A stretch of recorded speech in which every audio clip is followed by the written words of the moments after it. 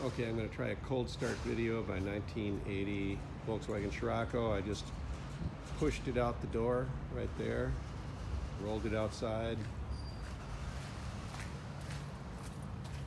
The engine is cold. I don't want to, the exhaust is back there. I don't want to stick my hand down there, but it's cold. The gauges will show.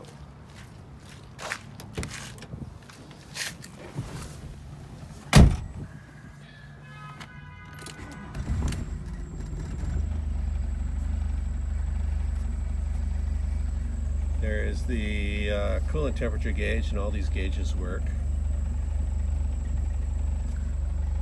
And there is the